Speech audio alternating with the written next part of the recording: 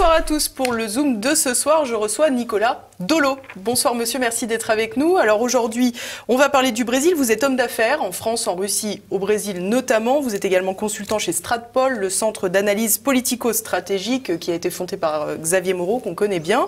Et vous avez également contribué à un très gros dossier sur Jair Bolsonaro, le nouveau président brésilien, dans la revue Communication et Influence. Alors pour commencer, on a très peu l'occasion de parler du Brésil, mis à part depuis cette élection en France. Est-ce que vous pouvez tout simplement nous présenter, selon vous, la personnalité de Jair Bolsonaro? Qui est-il? Jair Bolsonaro, bonsoir Élise, excusez-moi, mais en premier lieu, Jair Bolsonaro, c'est un militaire de carrière, un véritable enfant des académies militaires brésiliennes qui... après quelques démêlés, après avoir été le capitaine chez les parachutistes au Brésil, puisqu'il avait suggéré des hausses de salaire pour ses camarades au milieu des années 80, il était saqué de l'armée à ce moment-là, est devenu capitaine de réserve, a entamé une carrière politique dans l'État de Rio de Janeiro en 1991, a été élu député fédéral en 1991 et réélu assez triomphalement du reste depuis jusqu'en 2018, année à laquelle il a décidé de se lancer la course à la présidentielle. Exactement, et à la surprise générale de la presse mainstream brésilienne et internationale, à être élu. Alors, justement, vous nous avez parlé de ce passé de militaire. Est-ce qu'on peut considérer qu'il en a gardé beaucoup de traces aujourd'hui? Très clairement. Alors, il est fréquemment accusé par ses adversaires de gauche de chercher à valoriser la dictature militaire qui, au Brésil... comme dans d'autres pays d'Amérique latine, d'ailleurs. Qui a eu lieu de 1964 à 1985. Et en particulier un président qui s'appelle Ernesto Geisel, qui est en quelque sorte son mentor virtuel. Ernesto Geisel étant lui le père de ce qu'on a appelé à l'époque le pragmatisme responsable, à savoir une doctrine exceptionnaliste brésilienne, cherchant à affirmer la place du Brésil dans le monde comme une grande puissance souveraine, leader de l'Amérique du Sud, voire de l'Atlantique Sud. Et c'est à ce titre, Bolsonaro est très clairement marqué par la doctrine militaire brésilienne, qui a, il faut être clair là-dessus également, littéralement construit le Brésil, n'en déplaise à certains universitaires français et étrangers. Et donc oui, ce passé militaire, il est très important pour Bolsonaro et on verra certainement ensemble un peu plus tard que ça a des conséquences sur la politique à venir. Va mener la politique étrangère, et sur les premières nominations au gouvernement. Alors vous écrivez, Bolsonaro peut être à la fois économiquement libéral, politiquement souverainiste, un mot qui est à la mode, sociétalement hyper conservateur et socialement progressiste. Bolsonaro, c'est Jean-Marie Le Pen des années 80. Ah, finalement, peut-être. D'une certaine façon, oui. Alors, son libéral, on l'accuse de divers mots. On l'accuse d'être outrancier et, à vrai dire, c'est plus un trait culturel brésilien qu'un fond méchant, je dirais. Mais au-delà de ça, Bolsonaro est quelqu'un qui affirme et prétend ne pas comprendre grand-chose à l'économie et préfère déléguer la chose économique aux économistes. Il s'est, pour le coup, allié en quelque sorte à des libéraux qui lui ont donné un gage de sérieux, et un monsieur en particulier qui est lui issu de l'école de Chicago aux États-Unis, qui s'appelle Paul Guedes, qui va devenir son ministre des Finances, et qui a rassuré en quelque sorte une partie du grand patronat brésilien. Ceci étant, Bolsonaro, c'est effectivement également quelqu'un qui, sociétalement, est très proche de certains évangélistes brésiliens, qui ont une vision très conservatrice, très binaire, même de la société. Mais c'est également quelqu'un qui, en tant que député fédéral, n'a pas hésité à voter certaines lois dites travaillistes du Parti des travailleurs de Lula, et qui aujourd'hui ne prétend en aucun cas revenir sur les acquis sociaux des Brésiliens. Il entend simplement les mettre en ordre et éviter les gaspillages. Alors justement, vous parlez d'acquis sociaux, on a le sentiment que le Brésil est dans une situation complexe au niveau économique, au niveau social, au niveau sécuritaire évidemment. C'est d'ailleurs l'un des angles sur lequel Jair Bolsonaro a beaucoup insisté pendant sa campagne. Quel est l'état du Brésil quand Jair Bolsonaro va entrer au pouvoir, à savoir le 1er janvier 2019 ? Le Brésil est un pays qui aujourd'hui est paradoxal. C'est la 8e puissance économique mondiale et elle va le rester. On sent un début de reprise économique qui est peut-être lié à l'élection présidentielle elle-même, mais pas nécessairement, qui est peut-être également lié à un retour en force de certaines matières premières sur les marchés. En tout cas, un pays qui a été, comment dire, littéralement détruit économiquement par la classe politique qui était aux affaires depuis les années 90, qui, sous couvert de politique sociale, a détourné des sommes absolument faramineuses. Aujourd'hui agite devant l'opinion publique mondiale une certaine réussite en matière de politique sociale, mais cet argent détourné aurait pu bénéficier à des investissements d'infrastructures majeurs qui n'ont pas eu lieu, et notamment dans l'éducation, et à sortir un peu plus une grande part de la population de la misère. Donc aujourd'hui, le Brésil, c'est un pays qui est à la fois riche et pauvre. C'est un pays, du reste, où les gens, à partir de la classe moyenne, ne supportent plus de voir ce qui se passe dans la rue. Des gens qui se savent appartenir à une nation qui est une grande puissance mondiale et qui ont parfois le sentiment d'habiter dans un pays du tiers-monde. Parce que l'éducation publique, parce que les hôpitaux publics sont dans un état absolument déplorable. Alors que les mêmes structures privées, elles, sont tout à fait au niveau des nôtres, voire au-dessus. Ça pourrait être étonnant, justement, pour un pays qui a été gouverné par la gauche, dans l'esprit du moins de la majorité. Oui, mais encore une fois que vous additionnez les sommes qui ont été détournées par la Ligue gauche et tous ses alliés, qui vont jusqu'à la droite conservatrice, puisque le Brésil se gouverne en coalition, on tombe sur de telles sommes que ça explique tout. On aurait presque pu redresser le pays. Sans doute. Et on aurait pu également donner des moyens financiers et humains aux forces de sécurité qui en manquent cruellement, qui parfois en sont réduites à se mettre en grève. Ça s'est déjà passé dans certains États, parce qu'elles meurent crèvent de misère, tout simplement, et ne sont plus en mesure d'assurer la police de proximité, la sûreté au quotidien des gens qui ont peur, qui ne peuvent pas aller au coin de la rue acheter un morceau de pain, en particulier dans les quartiers populaires, sans se faire agresser, sans se faire dépouiller, sans parfois se faire tuer. Je rappelle qu'il y a eu 62 500 meurtres au Brésil en 2017. Vous vous rappelez dans un de vos articles d'ailleurs que la population brésilienne, c'est 3% de la population mondiale pour 14% des homicides. Absolument. C'est considérable. Assez éloquent. Ah oui. Imaginez qu'il y ait 20 000 meurtres par an en France, au lieu des 825 actuels. Je pense que, effectivement, vous poseriez quelques questions en sortant de chez vous tous les matins, et peut-être que vous embrasseriez vos enfants en faisant une petite prière. Ouais. Alors, vous l'avez évoqué déjà, les médias mainstream ont dressé un portrait de Jair Bolsonaro souvent négatif. Est-ce que vous avez le sentiment que c'était l'intégralité des médias mainstream, ou au contraire, est-ce que c'était considérablement anglais sur la presse occidentale? Quel était l'angle de la presse brésilienne? Est-ce que c'était unanime?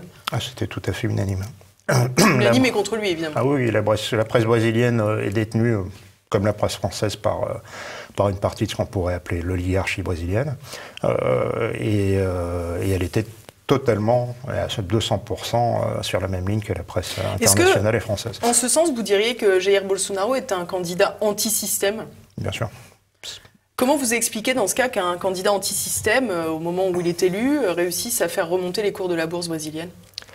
Est-ce que c'est pas incohérent quelque part ?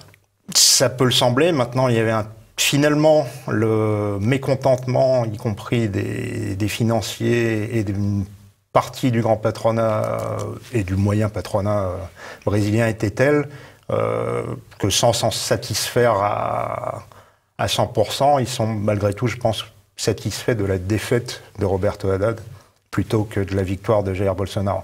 Ensuite, il faut bien voir que le cours de la bourse qui est monté en flèche juste après l'élection, c'est assez...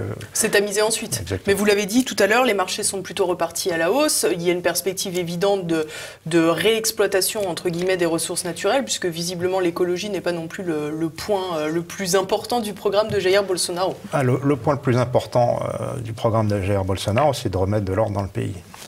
C'est aussi simple que ça.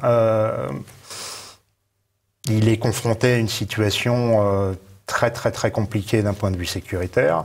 D'un point de vue de politique sociale, il sait qu'il doit financer notamment les retraites à venir et qu'il y a une grande réforme des retraites qu'il se doit d'achever, qui a été commencée par le gouvernement précédent, qu'il se doit d'achever, à défaut de quoi les finances publiques brésiliennes seront à sec très très rapidement.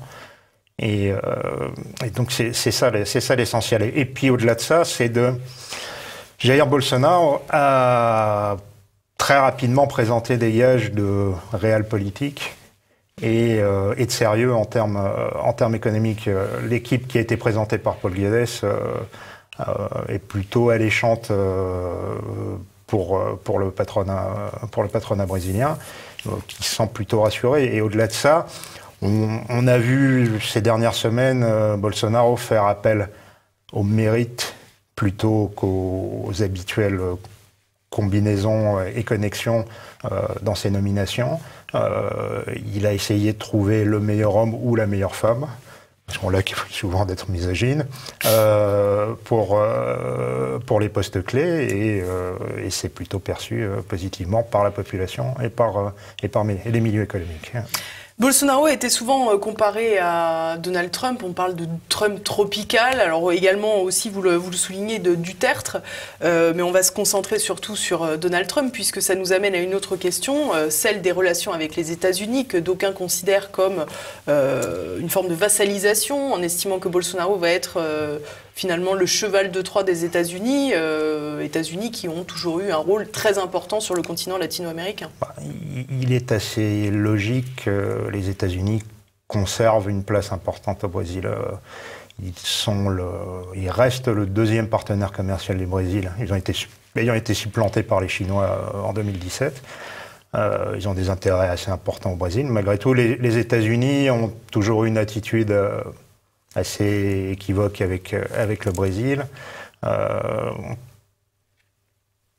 Toujours d'une certaine manière méprisé ou peu considérer le Brésil, ce qui agace profondément les Brésiliens, qui eux se sentent la puissance régionale avant tout et qui entendent jouer un certain rôle dans les institutions internationales, y compris à l'ONU. Donc, une relation finalement compliquée de la part des Brésiliens vis-à-vis des États-Unis, qui est une relation d'amour-haine, une certaine fascination pour le grand pays du monde nouveau qui, lui, semble avoir mieux réussi que le Brésil. Mais en même temps, un sentiment de vexation, de demande de revanche et qui a commencé, à vrai dire, à se matérialiser sous la présidence d'Ernesto Geisel, dont j'ai parlé plus tôt, qui en 1977 avait tout simplement rompu le pacte de défense que le Brésil avait conclu précédemment avec les États-Unis et qui a commencé non pas à prendre totalement ses distances, mais à se désaligner des États-Unis. Tout ça nous a amené à la création de certains organismes régionaux. On peut penser au Mercosur notamment, dont le Brésil est toujours le leader, même si pour aujourd'hui le Mercosur n'est plus une priorité pour le Brésil. Et avoir ses propres prises de position, dès 1977, entamer des relations commerciales et diplomatiques avec l'URSS qui avait été coupée, avec la Chine. Et étant donné aujourd'hui l'entourage très militaire finalement de Bolsonaro, il serait assez naïf de penser que les États-Unis ont la main mise sur le Brésil. Ce qui ne signifie pas qu'il ne peut pas y avoir des convergences, évidemment. Il y aura sans aucun doute des convergences. Moi, je crois assez à certaines convergences de vues, voire parfois de position entre Donald Trump et Bolsonaro. Premier exemple, une mesure qui a fait beaucoup réagir. À peine élu, le président brésilien a considéré, comme Donald Trump l'avait fait quelques mois avant lui, qu'il fallait déplacer, c'est un sujet qui a beaucoup fait réagir, qu'il fallait déplacer l'ambassade brésilienne en Israël de Tel Aviv jusqu'à Jérusalem. Quand on voit l'économie exsangue du Brésil, c'est vrai qu'on pourrait se demander si c'est vraiment la priorité. Non seulement c'est pas la priorité, mais ça n'aura très probablement pas lieu pour une assez bonne raison. Alors pourquoi cet effet d'annonce ?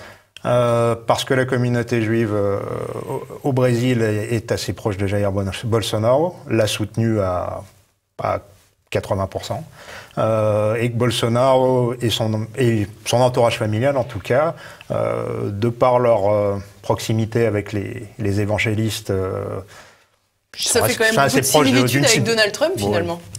D'une certaine façon, oui, d'une certaine façon. Mais alors, en tout cas, cette mesure n'aura probablement pas lieu pour une raison, là encore, de réel politique. Le Brésil est un grand exportateur de viande, et un quart de ses exportations vont vers les pays musulmans, en viande halal. Forcément, ça risque de grincer des dents si jamais le Brésil s'ils envoient des gages à Israël contre la Palestine, de fait. Donc je pense que cette mesure va assez rapidement passer sous le tapis. Alors finalement, on l'a compris, Nicolas Dolo, vous avez un prisme géopolitique anglais sur la France, le Brésil, on l'a compris, mais également la Russie. Vous semblez insister sur la volonté d'avoir une politique de non-aligné, entre guillemets, de la part de Jair Bolsonaro et de choisir sujet par sujet, sans réflexe, on va dire. Ça fait penser à la politique de Vladimir Poutine, quelque part.